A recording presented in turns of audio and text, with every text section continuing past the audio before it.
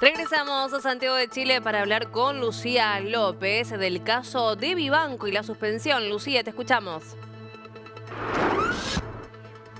¿Cómo estás, Maga? Sí, efectivamente, recordemos que el viernes a esta hora, ¿con qué nos quedamos? Con que estaba a punto de presentarse tanto en el Palacio de Tribunales como en el Congreso la respuesta con los descargos de la defensa de la ministra Vivanco. Precisamente, en un sentido, en la Comisión de Ética se esperaban esas respuestas, tenían plazo para presentarse el viernes pasado, la respuesta a 7 cargos que le han presentado en el cuaderno de remoción que se ha abierto en el Palacio de Tribunales de la Corte Suprema, ¿no es cierto?, a la suspendida jueza Vivanco. Por otro lado, estaban las acusaciones constitucionales que siguen avanzando en el Congreso y a las que también presentaba un informe entonces allá Juan Carlos Manríquez, acá Cristóbal Osorio, los dos abogados que encabezan la defensa de la ministra Vivanco. Sabemos que es parte de las repercusiones y las aristas que se han abierto a partir del teléfono de Luis Hermosilla, que como decían, en una caja de Pandora, y así ha sido. O sea, tenemos una serie de aristas hoy día ya con investigaciones en la justicia, además de las administrativas.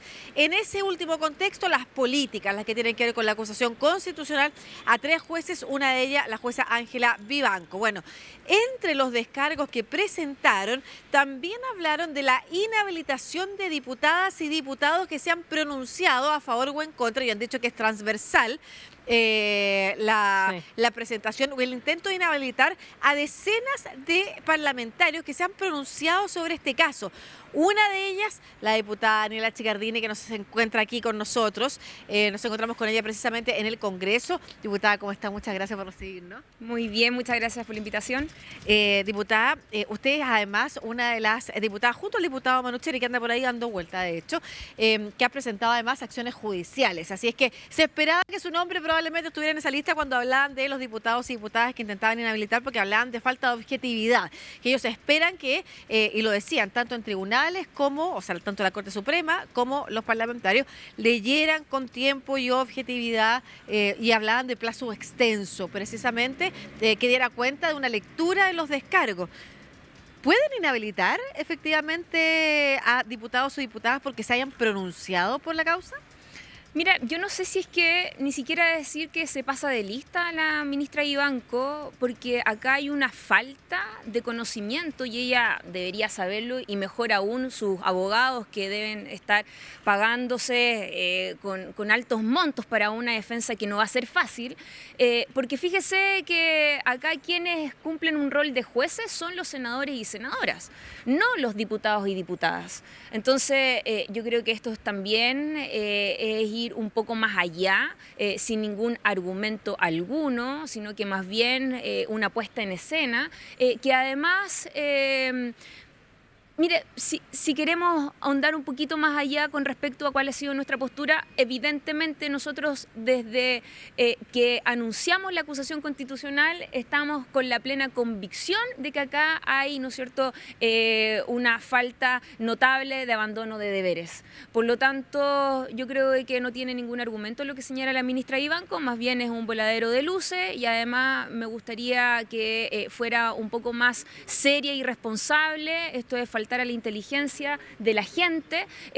porque nosotros lo que hacemos en la Cámara de Diputados más bien es una cuestión previa, es poder votar en la admisibilidad de lo que es una acusación constitucional, y quien resuelve como jueces si es que se avanza o no, o si se aprueba o no, mejor dicho, esta acusación, son los senadores y senadoras. Claro, partiendo porque ustedes como diputados y diputadas que presentan la acusación están presentando precisamente cargos en contra de la figura, la autoridad del Estado que sea, en este caso de la ministra de la Corte Suprema. Es importante esa aclaración también para la ciudadanía. La Cámara de Diputados y Diputadas en su conjunto lo que tiene que votar es la admisibilidad, y quienes actúan de jueces son los senadores y senadoras, y ellos son los que efectivamente no se pueden pronunciar, así que desde ese punto de vista no habría posibilidad alguna entonces que se viera una inadmisibilidad o inhabilitación, perdón, por parte de algunos diputados para la votación. ¿Cómo avanza de todas maneras esa gestión en la reunión de voto, considerando que se presentaron 3 acusaciones, o sea, se presentaron distintas acusaciones para 3 jueces distintos, unos de derecha, otros de izquierda, presentaron con nombres cruzados. Además, Ángela Vivanco se repite en ambos, pero también se habla de negociaciones por parte de algunos parlamentarios y por eso la acumulación de nombres, que en este caso no todos tendrían igual responsabilidad. Hay algunos vinculados a la lista Vivanco del caso Hermosilla o del caso Hermosilla en el caso del juez Matus, hay otros vinculados, por ejemplo, a otros temas que se han estado discutiendo en la Corte Suprema. ¿En qué va esta acusación constitucional y la conversación en torno a los votos? Mire, nosotros hemos sido muy rigurosos como es el procedimiento de lo que es una acusación constitucional. Estamos justamente en paralelo ya sesionando en comisiones de lo que es la acusación Vivanco Muñoz, Vivanco Sola y también Matus por separado. Son 3 acusaciones constitucionales, los cuales ya desde la próxima semana deberíamos estar teniendo en tabla en la sala lo que va a ser la votación de estas 3 acusaciones, según lo que nos han señalado también los presidentes de cada comisión. Ahora, con respecto a el contenido, la verdad es que evidentemente nosotros estamos convencidos de que acá hay notable abandono de deberes, sin ir más lejos, cuando en paralelo hay un cuaderno de remoción que está llevando la Corte Suprema a propósito de 6 aristas que hoy día se le imputan, en este caso a la ministra Vivanco. Entre otras, yo quiero mencionar a lo menos 3 que me parecen bastante graves y por eso también creo que es importante poner en su justa dimensión de qué se tratan estas acusaciones constitucionales. Acá la ministra Vivanco ha entregado información reservada en causas que todavía no se habían fallado al señor Hermosilla, cuestión que dentro de sus entrevistas y esta, ¿no es cierto?, ronda que hace en los medios de comunicación haciendo su defensa antes de que comenzara formalmente en la Corte Suprema, en ningún caso ella mencionó. La verdad es que vimos a una ministra Vivanco con un semblante de madera y victimizándose, que tiene el legítimo derecho de hacerlo a través, ¿no es cierto?, de lo que es su postura con su defensa, pero en ningún caso, y queda bastante lejos de responder el manto de dudas que existe. En este caso en particular, este punto que no lo señaló en ninguna de estas entrevistas. Además, claro, cuando acá se dice de que ella tiene toda la libertad de poder votar por uno u otro, ¿no es cierto?, candidato para pertenecer a la Corte Suprema,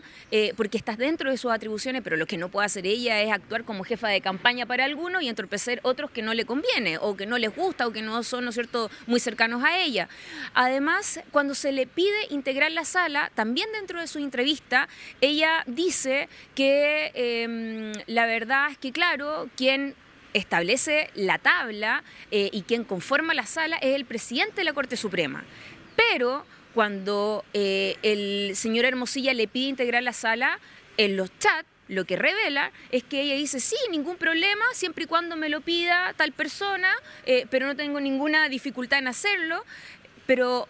no es faltar a la ética, dejar eso por escrito y a lo menos haber dicho, no, don Luis, eso no está dentro de lo que yo puedo hacer en términos de probidad y ético, no me corresponde, creo que no fuera de lugar la pregunta que usted me hace. No, ella se demuestra muy gustosa de poder hacerlo, pero que dependía de otra persona. De hecho, da las instrucciones de cómo se tiene que realizar el procedimiento para solicitar que ella integre la sala. Justamente hace una descripción de cómo se tiene que hacer para cumplir ese objetivo. Entonces, a mí me parece de que hay argumentos de sobra para que nosotros podamos avanzar en la admisibilidad en la sala con respecto a la ministra Vivanco. Y a propósito de su pregunta de cómo esto también, porque hay distintas estrategias, evidentemente para la derecha ha sido bastante incómodo todo lo que ha sido la arista Hermosilla y toda esta red de corrupción que no solo ha permeado el mundo político, sino que también las instituciones públicas. Sin ir más lejos, hay personas con prisión preventiva, justamente ha existido un director de la PDI que está fuera de su cargo, etcétera, etcétera, y además ha permeado, y con esto termino, la justicia. Y yo creo que esto pone en juego nuestra democracia y la independencia y la autonomía de los poderes del Estado. Cuando se manipula la justicia chilena, el ciudadano de a pie dice, por eso también a los grandes poderosas cuando se les investiga terminan en clases de ética. Sí, de hecho, sobre eso le quería preguntar, a propósito de lo que se ha abierto a partir de las revelaciones que hablábamos en la mañana, Maga, de estas nuevas conversaciones que se han filtrado a la prensa entre Luis Hermosilla, el abogado, que en ese momento era asesor del Ministerio del Interior, recordemos, y cercano siempre, amigo, además, comunidad de techo, se decía que tenían también, compartían oficina y funcionarios ahí adentro, con Andrés Chadwick, el exministro del Interior, pero además tenía estas relaciones con Manuel Guerra, el exfiscal, que es un fiscal que está cuestionado, entre otras cosas, que fue cuestionado en su momento y cuestionado ahora precisamente porque se revela de qué manera articuló u operó para sacar a fiscales que estaban investigando los casos vinculados al financiamiento ilegal de la política y otros más de alto patrimonio económico. Ustedes en ese contexto han emplazado también a la alcaldesa Matei, porque ella aparece mencionada como una gran amiga, pero la mencionan a ella, no aparece en ningún chat con ella, ni información relacionada directamente con trámites que ella pudiera estar relacionándose o que pudiera estar avanzando en trámites que pudieran beneficiar o perjudicar a alguien. ¿Por qué le emplazan a ella a dar declaraciones? Bueno, primero yo quiero condenar las conversaciones vulgares y machistas que aparecen entre Hermosilla y Guerra refiriéndose a una mujer como es Evelyn Matei. Dicho eso, otra cosa distinta es que efectivamente acá se le señala que tienen cercanía, pareciera ser que una amistad de por medio, y sería bueno de que la candidata presidenciable, porque no es cualquier persona, sobre todo cuando los estándares de probidad y transparencia debe ser parte fundamental de cualquier candidato o candidata que se postula a ese cargo, evidentemente sería bueno despejar si es que efectivamente el señor Guerra trabajó en la Municipalidad de Providencia, cuáles fueron las labores que finalmente tenía que realizar, porque algunos medios de prensa han señalado que él desempeñó algunas tareas con respecto a la probidad. O sea, asesor de probidad. O sea, me llama profundamente la atención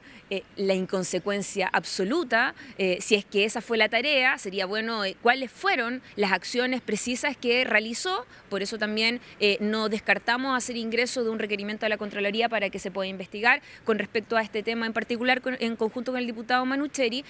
pero además tiene que ver con aquello. O sea, acá estamos hablando de un fiscal que finalmente hoy día incluso está en el ojo del huracán con los abogados que en ese entonces se querellaron contra Penta y que hoy día se van a querellar contra el fiscal que resolvió justamente estas causas, porque creo que es absolutamente necesario poder esclarecer si es que efectivamente se imputa acá el delito de cohecho para que calga todo el rigor de la ley quienes resulten responsables, en este caso el señor Guerra, que eso debe ser parte de la investigación que va a llevar esta querella que levantan los abogados. Pero además, acá estamos hablando de dos casos en particular, uno que tiene que ver con caso Penta, el financiamiento irregular de la política,